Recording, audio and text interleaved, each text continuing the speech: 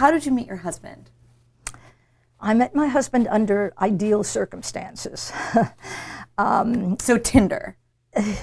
I was, yes.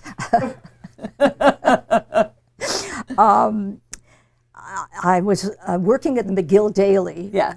And the sports editor of the McGill Daily asked me one day, how would you like a job at summer camp?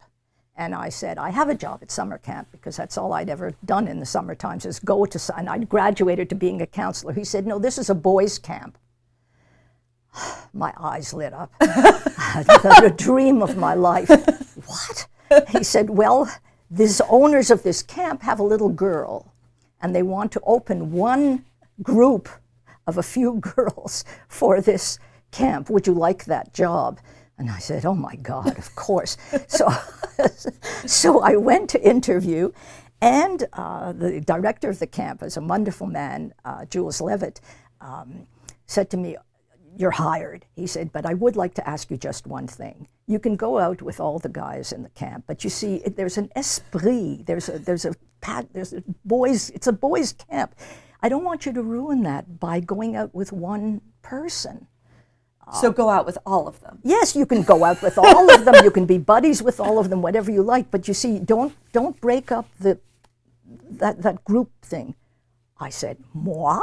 You know, what would I be doing going out with? Well, of course, the one thing I wanted at that point, I was 18. I knew I had to get married. Why? Why did you tell me? You were not in Montreal. I wasn't. During the night. No, clearly not.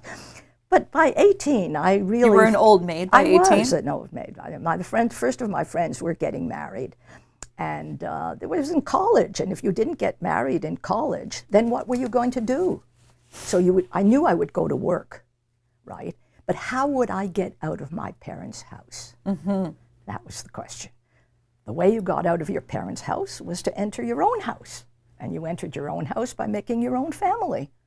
And it was understood. So anyway, at the first counselors' meeting, the little girl that I was going to be the counselor of was standing at the door, and I thought she was waiting for me. She wasn't waiting for me. I said, are you coming in? She said, no, I'm waiting for Lenny.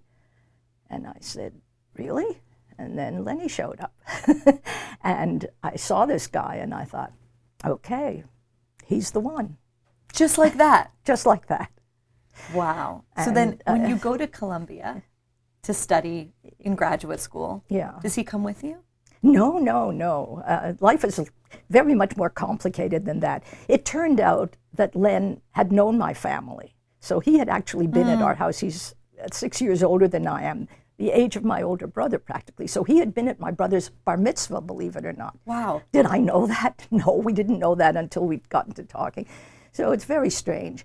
But no, he didn't come because he was a lawyer and he was working. And we never thought of moving from Montreal. So I just went for a year and a half to take my coursework.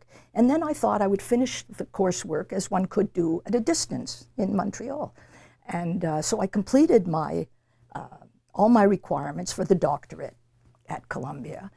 And then I did not complete my doctorate at Columbia. I had to start over again subsequently at McGill.